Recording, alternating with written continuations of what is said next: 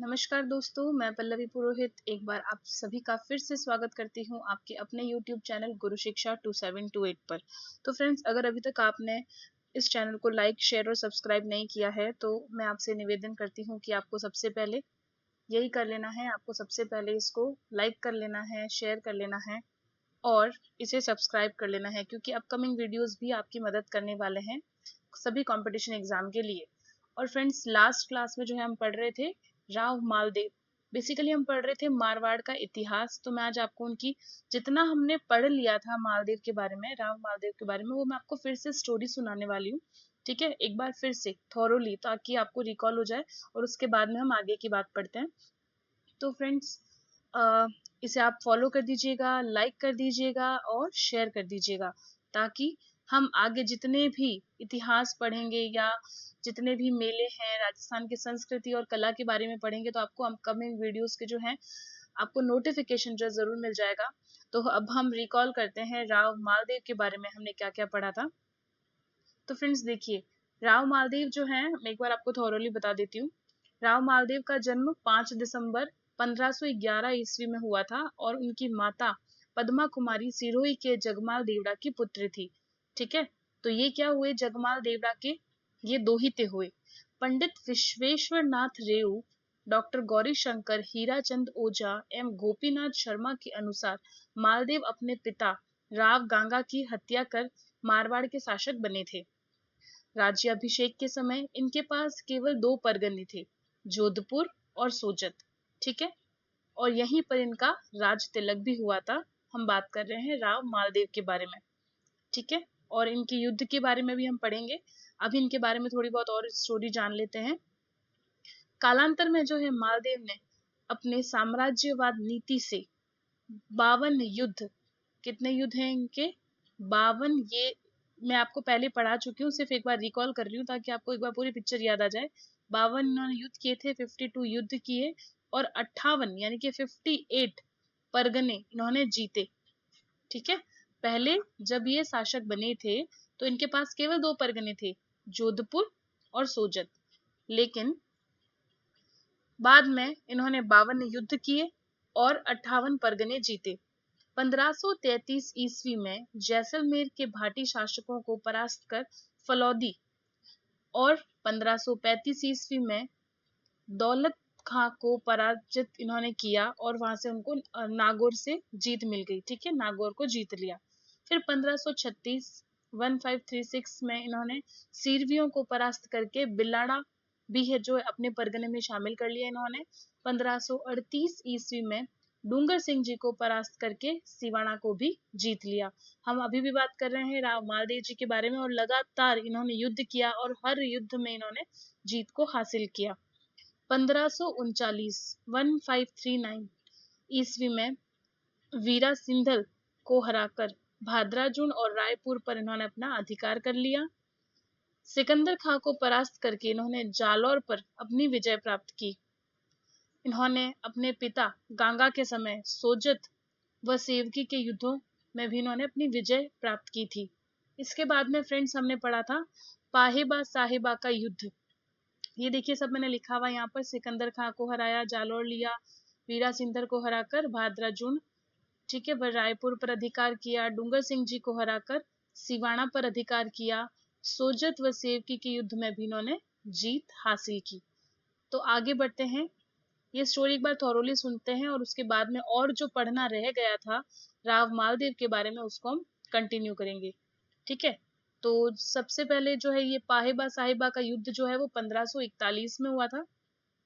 ये राव जैतसी युद्ध में लड़ता हुआ मारा गया था। इन्होंने जैतसी से युद्ध किया था। ठीक है, आगे राजा विरमदेव वाला भी आएगा। ये जैतसी से ये युद्ध किया इन्होंने और मालदेव जी जीत गए। उन्होंने बीकानेर पर अधिकार कर लिया, जैतसी को हराया और राव मालदेव ने बीकानेर पर अपना अधिकार कर लिया।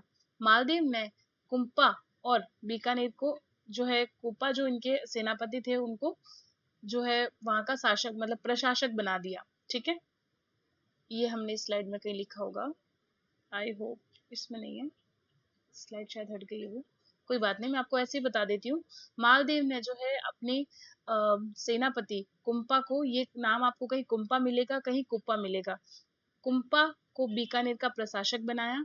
और जैतसी का बेटा कल्याणमल, क्योंकि जैतसी यहाँ पे जो है युद्ध में हार गया था और लड़ते लड़ते मारा भी गया था, तो जैतसी का जो बेटा है जिसका नाम है कल्याणमल, ये शेरशाह सूरी के पास गया। और शेरशाह सूरी कौन है? इस वक्त दिल्ली के राजा थे। उनके पास चला गया और वहां से उनसे सहायता मांगी। किसने मांगी? जैतसी के बेटे ने। जैतसी तो युद्ध में मारा गया था। जैतसी के बेटे कल्याणमल ने, दिल्ली के राजा उस वक्त के समय में 1541 के आसपास दिल्ली के राजा थे शेरशाह सूरी, उनके पास गया मदद मांगने के लिए।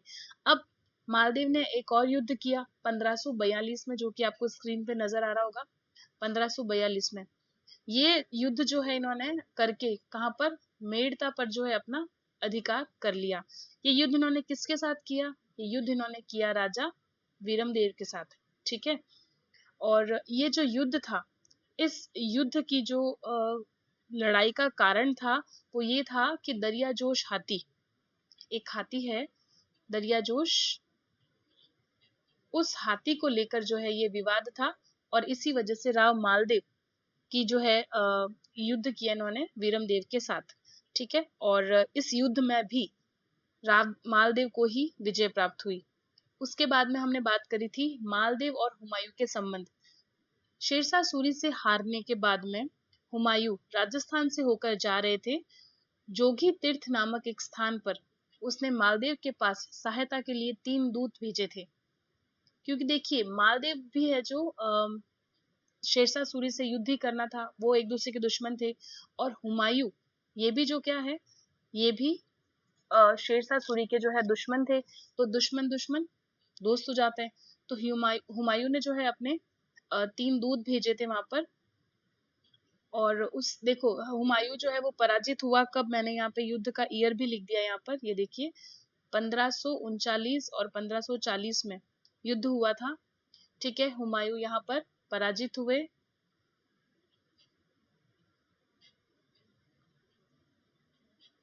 हुमायूं यहाँ पर क्या हुए? पराजित हुए।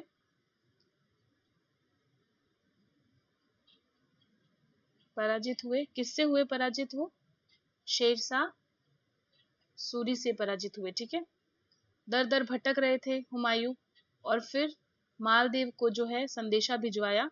किसने भिजवाया? हुमायूं ने। किस लिए भिजवाया? मदद के लिए। ठीक है। और जो 3 जो दूत भेजे थे हुमायूं ने, उनके नाम है मीर संबंध, रायमल सोनी, अतका खां। ये शायद यहाँ लिखा होगा। जैता कुप्पा से युद्ध किया शेरशाह सूरी ने, हम बाद में पढ़ेंगे। ये यहाँ पर हो सकता है, हाँ जी ये रहा देखिए, मीर संबंध, मीर संबंध, रायमल सोनी और अतका खां, ये 3 दूत भेजे थे हुमायूं ने। किसके पास? मालदेव के पास में मदद मांगने के लिए। ठीक है। लेकिन आपको क्या लगता है उन्होंने वो रुके होंगे हुमायूं? बिल्कुल नहीं, हुमायूं रुके भी नहीं और वो पाकिस्तान की तरफ निकल गए। देखो ऐसा भी लिखा है मैंने, हुमायूं ने विश्वास नहीं किया और जो उनके जो मुल्ला सूर्य के कहने पर ये किस तरफ निकल गए? कौन थे ये मुल्ला सूर्य? इनके पुस्तकालय के अध्यक्ष थे। हुमायूं की पुस्तकालय के अध्यक्ष थे जिनका नाम है मुल्ला सूर्य। इनकी बात सुनी इन्होंने और ये पाकिस्तान की तरफ रवाना हो गए। ठीक है। सिंध पाकिस्तान की तरफ चले गए। किसकी बात कर रहे हैं हम? हुमायूं ने जो है विश्वास नहीं किया और वो पाकिस्तान की तरफ चले गए। ठीक है। अब हम बात करेंगे आगे कि और आगे क्या हुआ। अमरकोट के राजा वीरसाल सोढ़ा के पास शरण ली। किसने? अभी हम किसकी बात कर रहे थे? हुमायूं की बात ही कर रहे थे। तो हुमायूं ने क्या किया? मालदेव की बात का तो विश्वास नहीं किया और जो अपने पुस्तकालय के अध्यक्ष थे जिनका नाम था मुल्ला सूर्य, इनकी बात को सुना और पाकिस्तान सिंध की तरफ रवाना हो गए। फिर इन्होंने क्या किया? इन्होंने अमरकोट के राजा वीरसाल, अमरकोट के राजा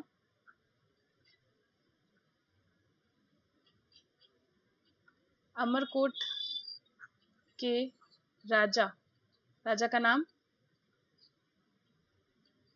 जस्ट अ मिनट, अमरकोट के राजा वीरसाल,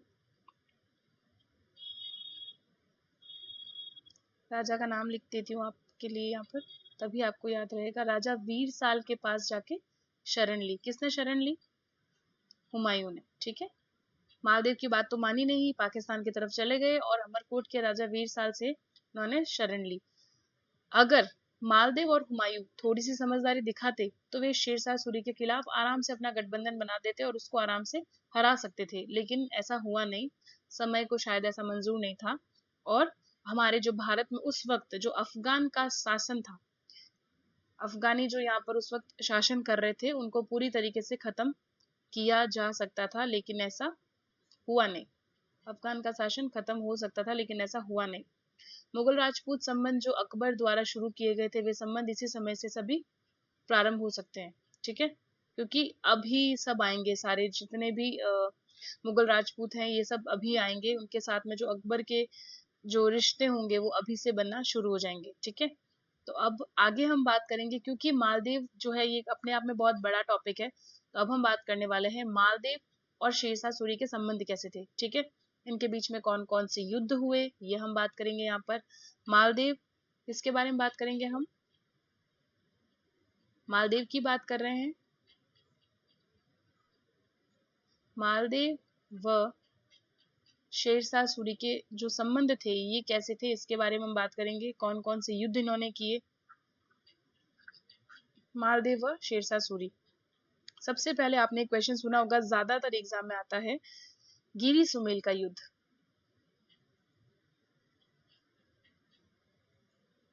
कौन सा युद्ध है? गिरी सुमेल का युद्ध।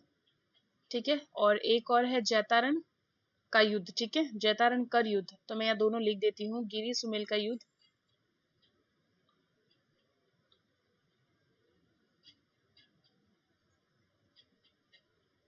गिरी सुमेल का युद्ध और जैतारण कर युद्ध। ठीक है, ये कब हुआ थे? ये हुए थे 1544 में। ये कब हुए? 1544 में हुए थे। ठीक है, किस किस के बीच में हुए? मालदेव के साथ कौन था? कुप्पा और जैता था। कुप्पा का नाम आपको कहीं कुंपा मिलेगा, कहीं कुप्पा मिलेगा। ठीक है, और शेरशाह सूरी के साथ कौन था? एक तो था कल्याणमल जो कि जैतसी का बेटा था, और दूसरा कौन था? वीरमदेव। ठीक है, जो कि मेड़ता नागौर के राजा थे। ठीक है, क्योंकि जैतसी तो युद्ध में लड़ते हुए मारे गए थे मालदेव के साथ में, और कल्याणमल जो कि जैतसी के बेटे हैं वो कहाँ गए थे? मालदेव के पास, शेरशाह सूरी के पास शरण लेने के लिए गए थे। तो मालदेव के साथ कौन था युद्ध करने के लिए? इनके दो सेनापति थे। पहले सेनापति जिनका नाम कुप्पा, या आपको कहीं कुंपा कहीं कुप्पा कुछ भी मिल सकता है, बट आप समझ जाएंगे अपने आप से कि ये कौन है। और ऐसा भी आ सकता है डायरेक्टली, मालदेव के दो सेनापति के नाम कुप्पा व जैता। और किसके बीच में हुआ था ये युद्ध? वर्सेस किसके बीच में हुआ था? शेरशाह सूरी। और शेरशाह सूरी के साथ कौन आया था युद्ध करने के लिए? एक तो राव जैतसी जिनकी डेथ हो गई थी, जिनके बेटे कल्याणमल इनके पास गए थे। तो कल्याणमल कौन है ये आपको याद रखना है। कल्याणमल जैतसी के बेटे हैं, ये बीकानेर से बिलोंग करते हैं, क्योंकि जैतसी कहाँ के थे? बीकानेर पे ही तो जीत हासिल करी थी मालदेव ने, जैतसी को मारकर। ठीक है, और दूसरे हैं वीरमदेव, क्योंकि मालदेव ने जो है वीरमदेव से भी युद्ध किया और इनको भी हरा दिया, और नागौर ले चुके थे ये, मेड़ता नागौर।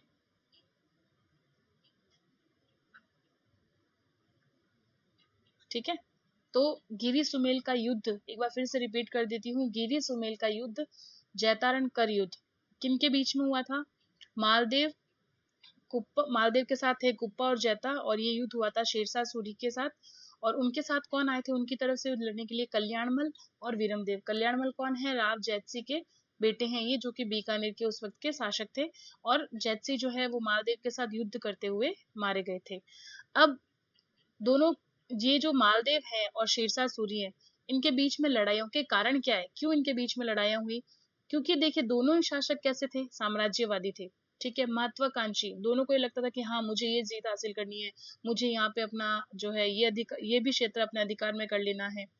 उसके बाद में मालदीव का जो राज्य है, ठीक है, वो दिल्ली सल्तनत के जो वो चाह रहा था कि भाई शेरशाह के लिए खतरा था, ठीक है। और ये जो दिल्ली सल्तनत को, इसका मालदीव का जो राज्य था ना, वो दिल्ली सल्तनत को स्पर्श कर रहा था, है ना, उसको टच कर रहा था, बिल्कुल नियरेस्ट था उसके। तो ये शेरशाह के लिए क्या था, खतरा था, कौन, मालदीव। तो इसलिए एक और कारण है कि शेरशाह जो है वो मालदीव को पसंद नहीं करता, इससे लड़ाई करना चाहता था। तो मैं कुछ पॉइंट्स आपको बता देती हूँ कि भाई क्यों ये लोग लड़ रहे थे, क्या थे इनके बीच में लड़ाइयों के कारण, है ना, फाइटिंग के रीजन क्या है, क्यों लड़ रहे हो, बैठे बैठे तो लड़ेंगे नहीं, कोई तो कारण रहा होगा। तो पहला पॉइंट क्या है कि दोनों ही राजा कैसे थे, साम्राज्यवादी थे। किसकी बात कर रहे हैं हम, मालदीव और शेरशाह सूरी, ये दोनों ही कैसे थे, साम्राज्यवादी, ठीक है। दूसरा कारण क्या हो सकता है कि जो मालदीव का राज्य है,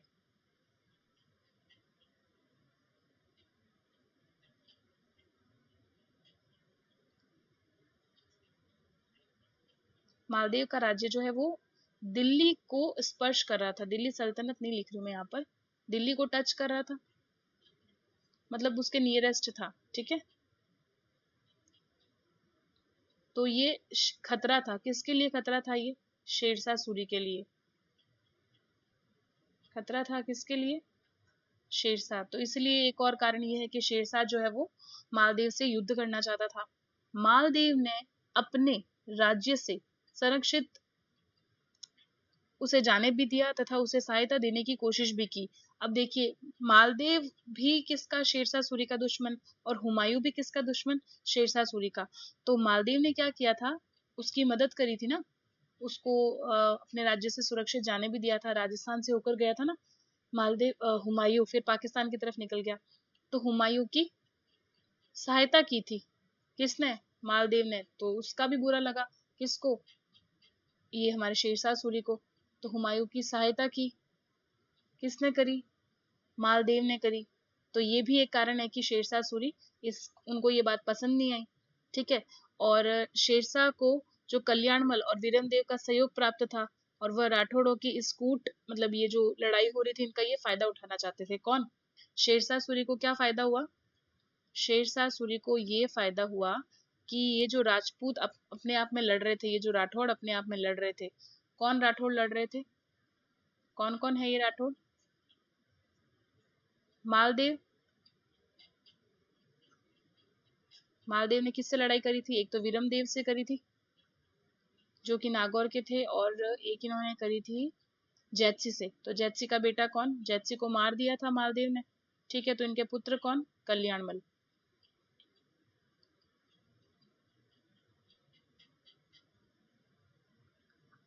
ये आपस में लड़ रहे थे। तो शेरशाह सूरी ने क्या करा, इसका क्या किया, कलर चेंज करके लिख देती हूँ इसका, उसी चीज का इसने क्या करा भाई, फायदा उठाया शेरशाह सूरी ने, कि चलो भाई अपने लिए भी खतरा है, हुमायूं की मदद भी कर दी मालदीव ने, और दिल्ली सल्तनत को ये बहुत करीब था ये, तो ये उसको नुकसान पहुंचा रहा था मालदेव, ठीक है। शेरशाह सूरी की चालाकी के कारण मालदेव वापस जोधपुर चला गया। जैता और कुंपा ने शेरशाह सूरी के खिलाफ युद्ध किया। शेरशाह सूरी अब था कूटनीति का राज्य, मतलब ऐसे राजा थे वो, तो उन्होंने क्या किया, शेरशाह सूरी ने अपनी चालाकी दिखाई, तो कौन भाग छूटे वहां से, शेरशाह सूरी की चालाकी से कौन भागे वहां से, कलर चेंज कर देते हैं पेन का। मालदेव कहाँ चले गए थे वापस, जोधपुर आ गए अपने ठिकाने, ठीक है, जहां वो सबसे ज्यादा सेफ थे। पर क्या यूं इस तरीके से युद्ध से भागकर आना अच्छी बात है, नहीं। तो फिर किसने ये बात का जो है पूरा जिम्मा किसने उठाया, जो मालदेव के जो सेनापति थे जैता व कुप्पा, इन्होंने क्या किया, शेरशाह सूरी के खिलाफ युद्ध किया। तो इन्होंने हार नहीं मानी, जैता व कुप्पा ने क्या किया, युद्ध किया, किससे किया, कलर चेंज कर लेते हैं, यहाँ लिख देते हैं वर्सेस। अब जैता और कुप्पा ने किससे युद्ध किया? शेरशाह सूरी से युद्ध किया। ठीक है, जलाल खां जलवानी की सहायता से शेरशाह सूरी जीत तो गए, और जीतने के बाद उन्होंने क्या कहा था? मैं मुट्ठी भर बाजरे के लिए हिंदुस्तान की बादशाहत खो देता। अब ये लोग बट ऑब्वियसली क्या हुए? हार गए। क्यों? क्योंकि शेरशाह सूरी की जो है मदद किसने करी थी? मदद करने वाले एक और जन आ गए यहाँ पर, जलाल खां जलवानी।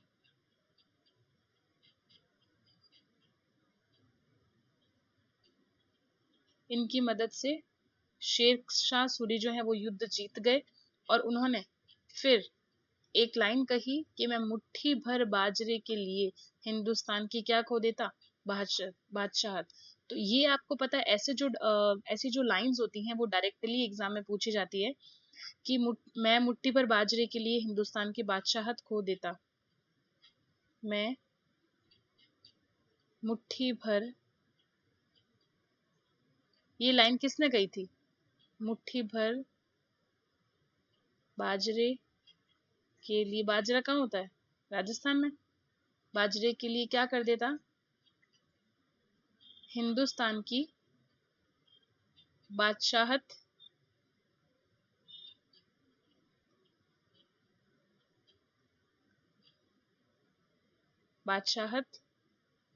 खो देता। ये किसने कहा था? ये कहा था मिस्टर शेरशाह सूरी ने। इसका एक और अलग कलर ले लेती हूँ मैं, ताकि आपको बता दूं कि भाई ऐसा ऐसा इन्होंने, और इसको थोड़ा मोटा भी कर देती हूँ। ये देखिए, शेरशाह सूरी ने ये डायलॉग दिया था, ठीक है, कि मैं मुट्ठी भर बाजरे के लिए हिंदुस्तान की बादशाहत खो देता। शेरशाह की सेना में कितने सैनिक थे? 80,000 सैनिक थे। कितने थे? 80,000 सैनिक थे। और जबकि जैता और कुप्पा के पास कितने थे? यही लिख दूंगा शॉर्ट में, यही लिख देती हूँ ना, इसके यहाँ लिख दूंगी और जैता और कुप्पा के यहाँ लिख दूंगी। ठीक है, तो 80,000 सैनिक थे।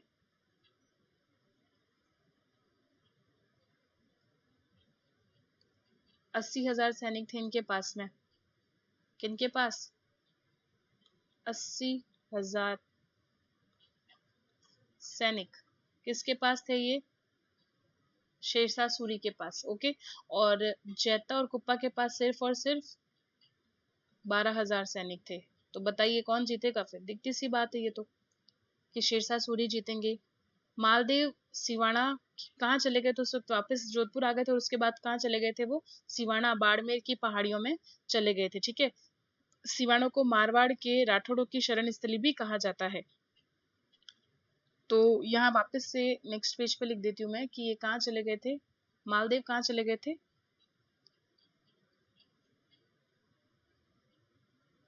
मालदेव चले गए सिवाना की पहाड़ियों पर। सिवाना ये है कहाँ पर? बाड़मेर के अंदर।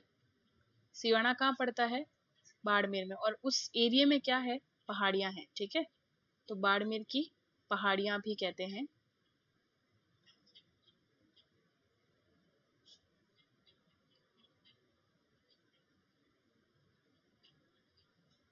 बाड़मेर की पहाड़ियों में चले गए। शेरशाह ने क्या किया? जो अब मालदीव तो भागकर चले गए थे, तो शेरशाह ने क्या किया? जोधपुर पर अपना अधिकार कर लिया। ठीक है, और खवास खां, जी हाँ, खवास खां को जोधपुर सौंप दिया।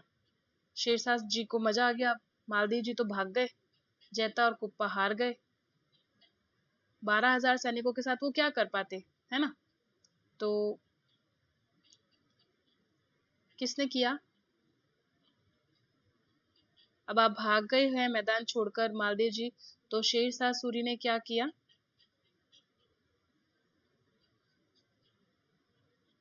जोधपुर पर अधिकार कर लिया।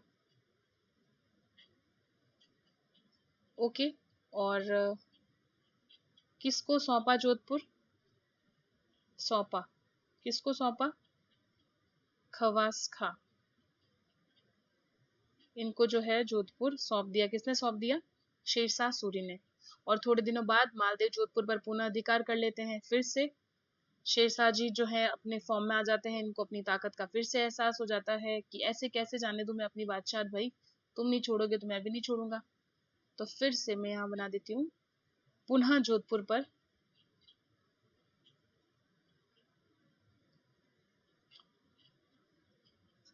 पुनः जोधपुर पर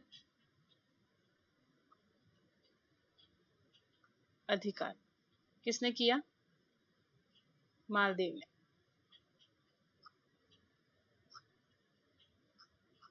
ओके। शेरशाह सूरी के साथ संबंधों में मालदेव कूटनीतिक गलतियां करते थे, ठीक है। यदि वह कल्याणमल और वीरमदेव को शेरशाह सूरी के पास नहीं जाने देते ना, तो राठौड़ों का गठबंधन बना रह सकता था और उनकी शक्ति अधिक हो जाती, लेकिन ऐसा हुआ नहीं। यदि वह शेरशाह सूरी की चालाकी में नहीं फंसते ना, तो गिरी सुमेल का युद्ध भी जीत सकते थे। शेरशाह सूरी ने चालाकी दिखाई और मालदेव वहां से भाग छूटे, वो फिर से जोधपुर जाके बस गए। और पीछे का जो युद्ध था गिरी सुमेल का युद्ध, वो किसने किया? जैता और कुप्पा ने किया, ठीक है। और मालदेव जी तो चले गए थे। फिर शेरशाह सूरी ने क्या किया? जोधपुर पर अपना अधिकार कर दिया और जोधपुर को किसे सौंप दिया? खवास खां को सौंप दिया, ठीक है। और मालदेव जी उस वक्त कहाँ थे? सिवाना में थे, बाड़मेर की पहाड़ियों में थे। अब हम बात करेंगे कि मालदेव और मेवाड़ के साथ कैसे संबंध थे। मालदेव के संबंध जो है, अभी तक हमने बात करी शेरशाह सूरी के साथ क्या किया इन्होंने, जैत सिंह के साथ क्या किया, है ना। अब हम बात करेंगे मालदेव और मेवाड़ के बारे में कि मालदेव जी ने कैसे संबंध बनाए हुए थे मेवाड़ के साथ। मालदेव व मेवाड़, इनके संबंध कैसे थे इसके बारे में बात कर लेंगे हम।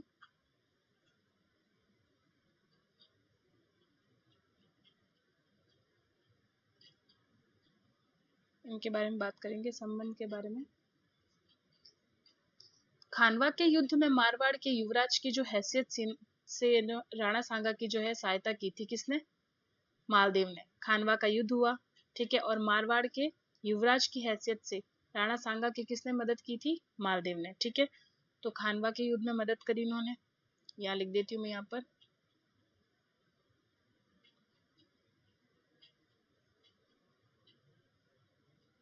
खानवा के युद्ध में इन्होंने मारवाड़ के युवराज के रूप में,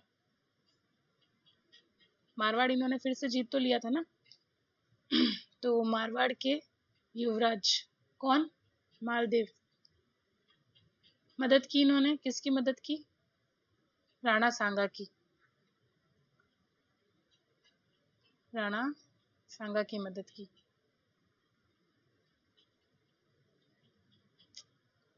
राणा सांगा की मदद की।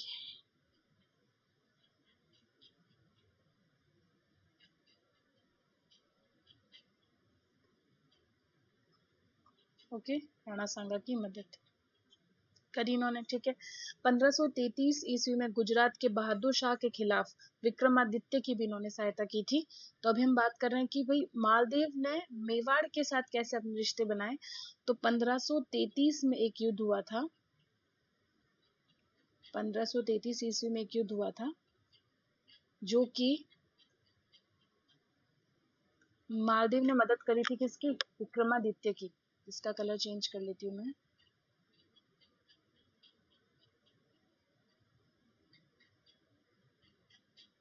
1533 में ये युद्ध हुआ था गुजरात के बहादुर शाह के खिलाफ, ठीक है।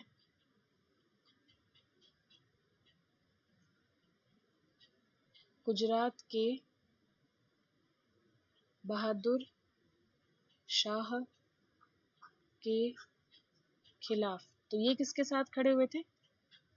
ये खड़े हुए थे मालदेव विक्रमादित्य के साथ।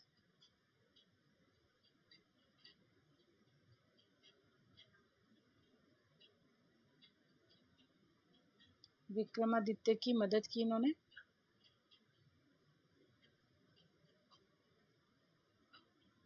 ओके, विक्रमादित्य की सहायता की थी इन्होंने।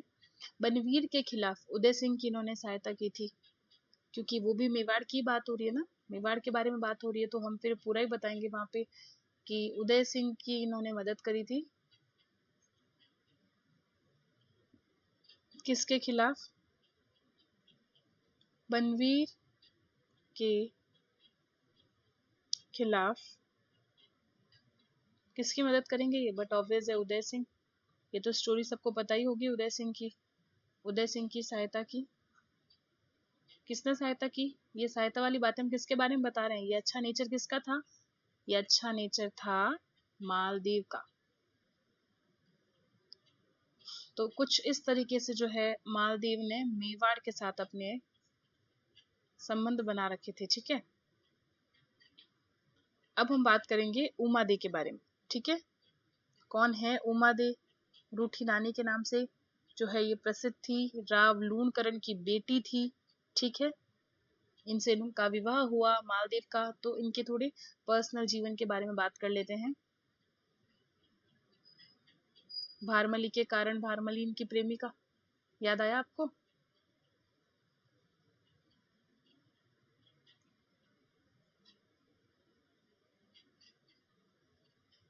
ये भारमली ने पहले भी प्रॉब्लम क्रिएट करी थी, आपको याद हो तो हम पहले बात करेंगे अभी सिर्फ और सिर्फ उमादे के बारे में।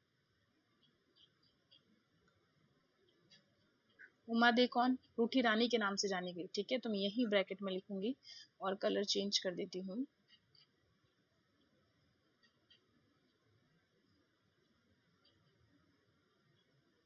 रूठी रानी के नाम से। रूठी रानी तो आप सभी ने सुना ही होगा। तो रूठी रानी के नाम से ये प्रसिद्ध हुई और इनका असली नाम क्या था? उमादे।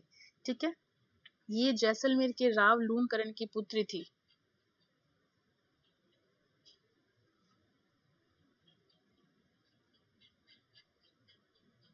जैसलमेर के राव लूणकरण। फ्रेंड्स, जब भी आप हिस्ट्री पढ़ रहे हो ना तो उसके की पॉइंट्स हमेशा आप साथ में लिख ले ताकि आपको याद रहे। कौन थी राव लूणकरण की पुत्री? कौन? तो मैं इसको देखिए एरो हेड से बता देती हूँ। पुत्री कौन? उमादे। विवाह हुआ इनका किनके साथ? विवाह इनका मालदेव के साथ। तो हम एक जैसे अपन जैसे चार्ट बनाते हैं ना, फ्लो चार्ट, वैसे इसको बनाते हैं ताकि हमको याद हो जाए आसानी से।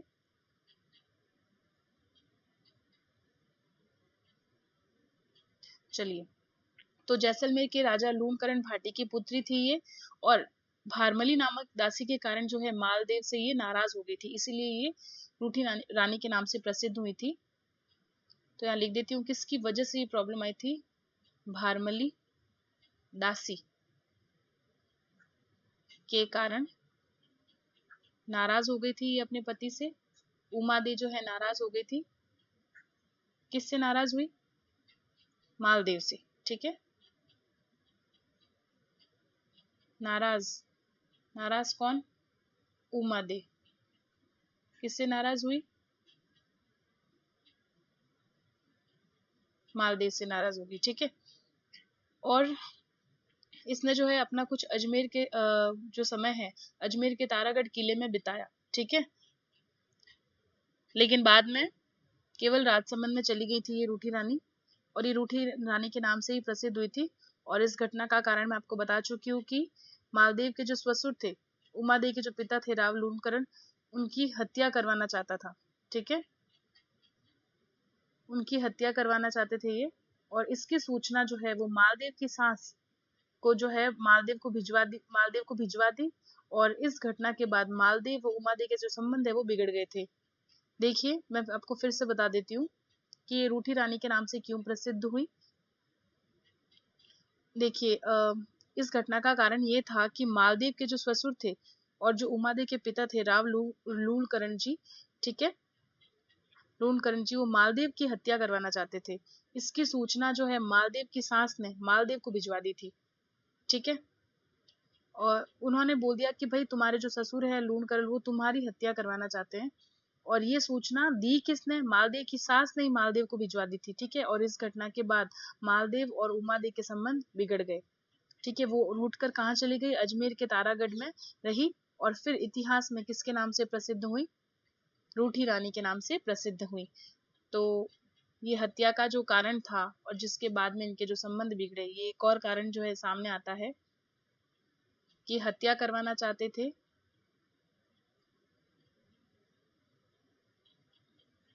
हत्या करवाना चाहते थे ये, ठीक है। इसीलिए कौन रूठ गई? उमादे रूठ कर चली कहाँ गई, ये भी क्वेश्चन पूछा जाता है। उमादे रूठ कर कहाँ चली गई? उमादे रूठ कर कहाँ चली गई? तो इसका कलर चेंज कर लेते हैं, कहाँ चली गई अलग कलर से लिख देते हैं। अजमेर का ये क्वेश्चन आता है फ्रेंड्स, डायरेक्टली एग्जाम में पूछा जाता है। कहाँ गई वो रूठ कर? अजमेर के तारागढ़ किले में, ठीक है। अजमेर के तारागढ़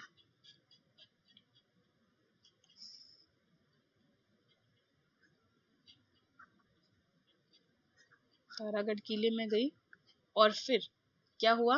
रूठी रानी के नाम से प्रसिद्ध हुई। तो एक बार फिर से सुन लीजिए, रूठी रानी कौन थी? रूठी रानी थी उमादे, जो कि थी मालदेव की पत्नी। आपसी झगड़े के कारण कह सकते हैं, भारमली दासी के कारण कह सकते हैं, या फिर इनकी हत्या करवाना चाह रहे थे रावलूम करण और इनकी जो सूचना है इनकी सास ने ही दे दी थी मालदेव को, और फिर इनके बीच में जो है संबंध बिगड़ गए और जो है ये रानी उमादे अजमेर के तारागढ़ किले में जाकर रहने लगी और जो इतिहास में है ये रूठी रानी के नाम से ही प्रसिद्ध हुई, ठीक है। और अब हम बात करेंगे आगे कि मालदीव का जो दरबार था उसमें कौन कौन से विद्वान थे, ठीक है, और उन्होंने क्या क्या किया है। फाइनली हम इनके बारे में बात करेंगे कि मालदीव के विद्वान कौन थे, उनके दरबार में कौन कौन से विद्वान थे, उसके बारे में हम बात करेंगे कि उनकी क्या क्या उपाधियां थी, मालदीव को क्या क्या उपाधियां मिली और मालदीव ने क्या क्या बनवाया। उसके बाद में हम मालदीव टॉपिक को क्या कर देंगे, वाइंड अप कर देंगे, ठीक है।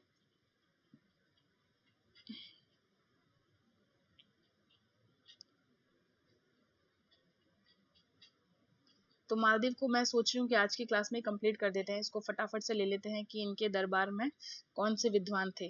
किसके दरबार की बात कर रहे हैं हम? मालदीव के दरबार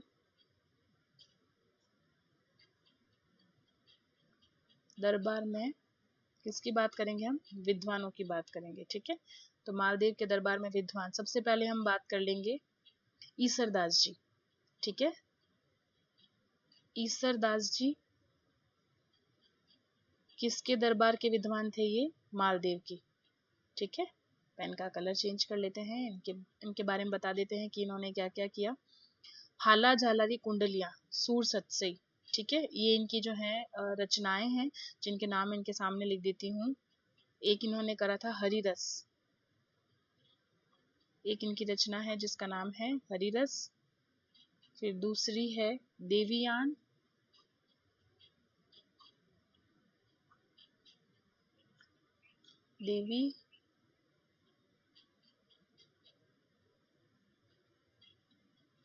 देवीयान, और एक है हाला झालारी कुंडलिया, ये मैं नीचे लिख देती हूँ।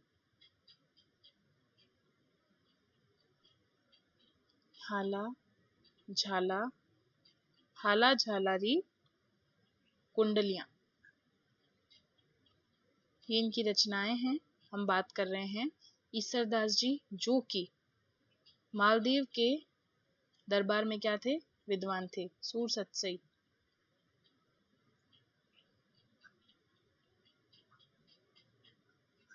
सूर सत्सई, ठीक है। ईसरदास जी जो है पश्चिमी राजस्थान में लोक देवता हैं ये, ठीक है। ईसरदास जी की बात कर रहे हैं हम यहाँ पर। पश्चिमी राजस्थान में इन्हें लोक देवता के रूप में माना जाता है।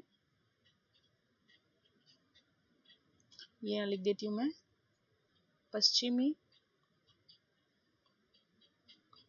राजस्थान में क्या मानते हैं इनको? लोक देवता हैं ये, ठीक है, लोक देवता हैं। फाइनली अब इनके बारे में हम बात करेंगे जिनका नाम है आशानंद जी, ये भी जो है मालदीव के दरबार में क्या थे, विद्वान थे। ठीक है, तो सेकंड नंबर हम बात करेंगे आशानंद।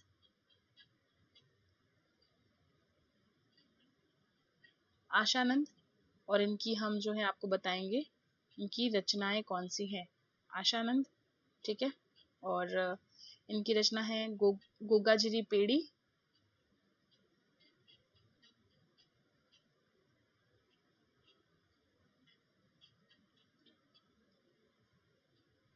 गोगाजिरी पेड़ी 1 नंबर पे है इनकी रचना गोगाजिरी पेड़ी। तो फ्रेंड्स इनके ऊपर जो है डायरेक्टली क्वेश्चन आता है।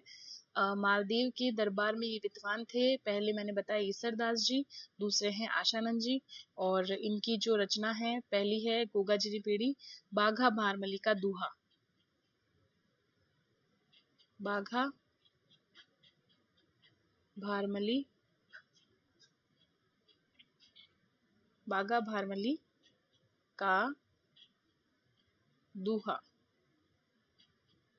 एक और इनकी रचना है उमादेव भटियाणी रा कवित। थर्ड नंबर पे है इनकी उमादेव भटियाणी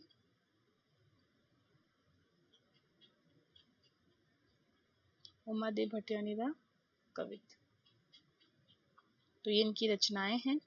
और आशानंद जी जो है इन्होंने इनके साथ में मतलब कि मालदीव के साथ में आशानंद जी ने क्या किया था, अलग कलर से लिख देती हूँ, इनके साथ में पाहिबा का जो युद्ध हुआ था, आपको पता है साहिबा पाहिबा का युद्ध, ये जो जैतसी और जैतसी की बेटी कल्याणमल तो बाद में गए थे उनके पास, जैतसी और वीरमदेव के साथ जो युद्ध हुआ था उसको इसी नाम से जाना जाता है। तो उनकी क्या करी थी, इन्होंने मदद करी थी या हिस्सा लिया था, है ना। तो इन्होंने पाहिबा के युद्ध में भी भाग लिया था इनके साथ में। आशानंद जी ने क्या किया था,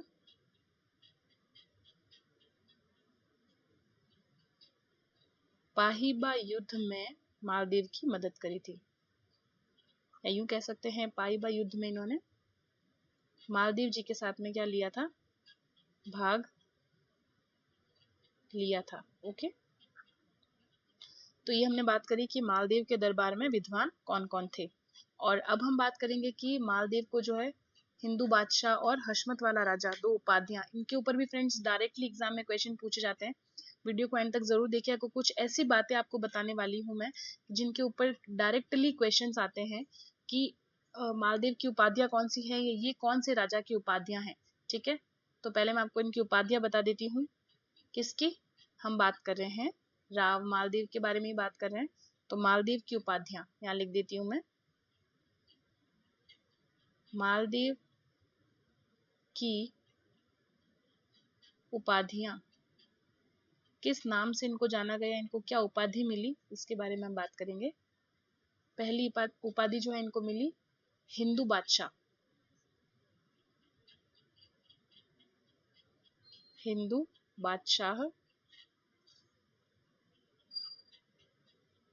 ओके, हिंदू बादशाह से इनको जाना गया। और एक था इनका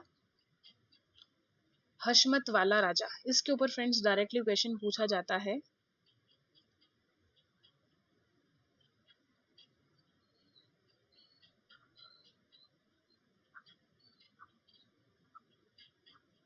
हशमत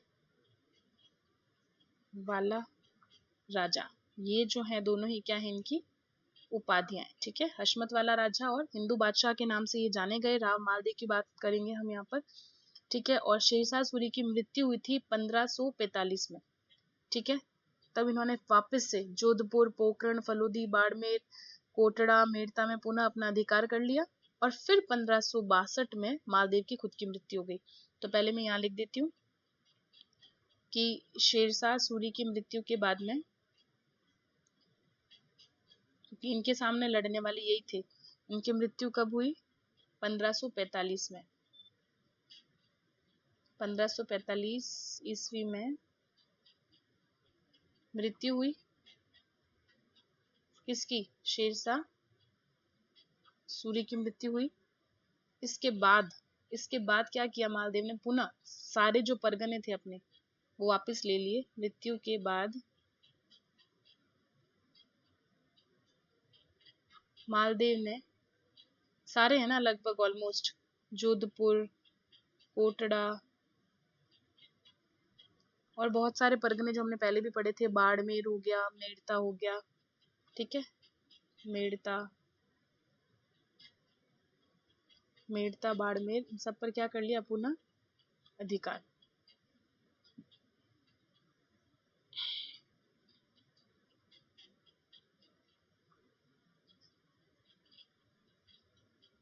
पुनः अधिकार, पुनः अधिकार किसने कर लिया, मालदेव ने कर लिया। और फिर मालदेव स्वयं जो है 1562 में, ठीक है, स्वर्गवास हो गया उनका 7 नवंबर 1562 में मालदेव का स्वर्गवास। इसको मैं नए पेज से लिख देती हूँ। इन्होंने बनवाया क्या है, मालदेव ने बहुत सारे जो है किले बनवाए थे, नागौर में, रिया, सोजत, पोखरण में, ठीक है, और जोधपुर में परकोटे का निर्माण करवाया इन्होंने। और इनकी रानी स्वरूप दे ने मंडोर में स्वरूप सागर तालाब, बहुजीरो तालाब निर्माण करवाया था। मैं ये भी लिख देती हूँ यहाँ पे, मालदेव की रानी, इन्होंने तो बहुत सारे किले बनवाए थे। मालदेव की जो रानी थी स्वरूप दे,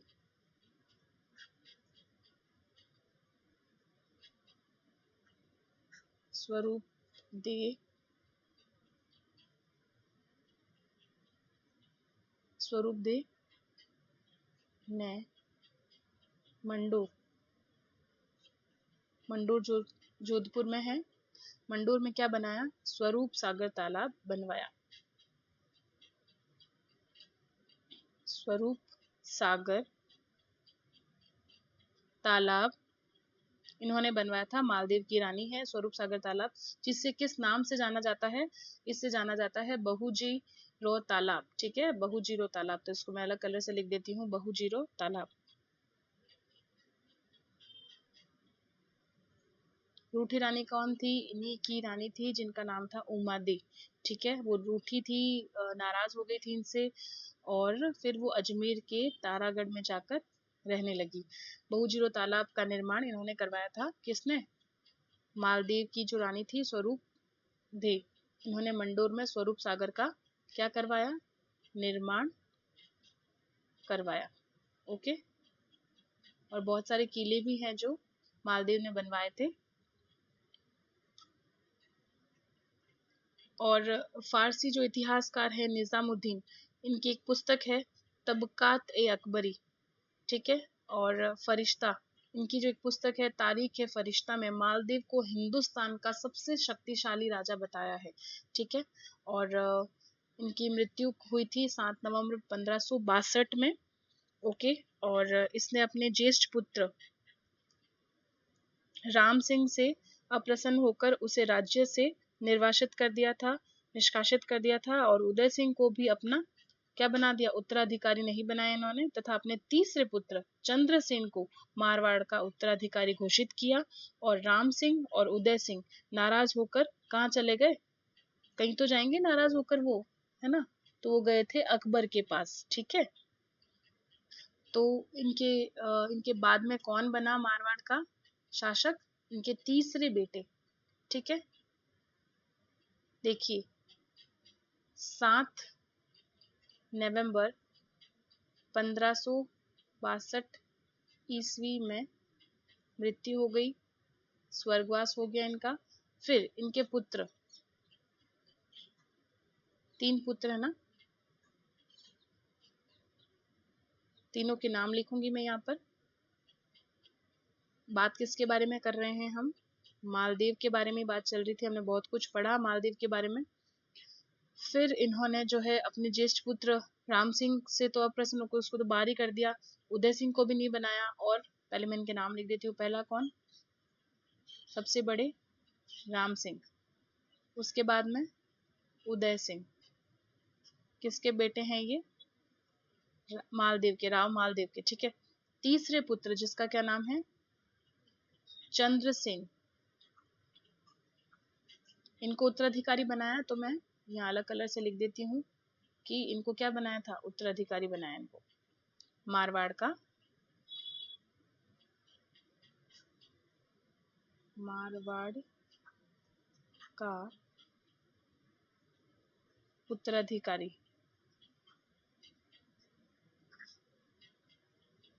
किसने बनाया? इनके पिता ने ही बनाया, मालदेव ने बनाया। ठीक है, तो अब ये इनको अच्छा लगेगा क्या? राम सिंह और उदय सिंह, इनको तो अच्छा नहीं लगा, तो ये क्या हुए? नाराज हुए और कहाँ गए? अकबर के पास। ठीक है, यहाँ पर हम मालदेव जो टॉपिक है इसको हम वाइंड अप करेंगे। Okay friends, I hope you like the video, you like the content. जो भी हमने पढ़ा है ये हमने राजस्थान की जो बुक है आरपीएससी की उसमें से लिया है। ठीक है, और फ्रेंड्स चैनल गुरु शिक्षा 2728 को लाइक करें, शेयर करें और सब्सक्राइब करें। ठीक है, ताकि आपको अपकमिंग वीडियोस का जो है डेटा मिलता रहेगा आपको। तो मैं आप सभी का एक बार फिर से धन्यवाद करती हूँ। गुरु शिक्षा 2728 को फॉलो करें, लाइक करें, शेयर करें। I hope you like the video, और अपकमिंग वीडियोस का नोटिफिकेशन लेने के लिए आप प्लीज़ इसे सब्सक्राइब ज़रूर करें, शेयर ज़रूर करें और अपने दोस्तों के साथ शेयर करें, ताकि वो आगे भी मैं इनकी मदद कर सकूँ। कुछ नोट्स में मेरे पास जो है मेरे बनाए हुए, वो मैं उनको पहुँचा सकूँ। ठीक है, और अगली जो क्लास होगी हम उसमें पढ़ेंगे रावचंद्र सिंह के बारे में। ठीक है, अभी हमने पढ़ा था मालदेव के बारे में, जो कि 1531 से 1562 था। ठीक है, आगे की क्लास में हम पढ़ेंगे 1562 से 1581 में कौन था, है ना। 1562 से लेकर 1581 में रावचंद्र सिंह था, उनके बारे में, उनकी उपाधियों के बारे में पढ़ेंगे हम। ठीक है, क्या क्या हुआ था चंद्र सिंह के चंद्रसेन को प्रताप से समानताएं क्यों बताई हैं, असमानताएं बताई हैं, इनका नागौर में दरबार था।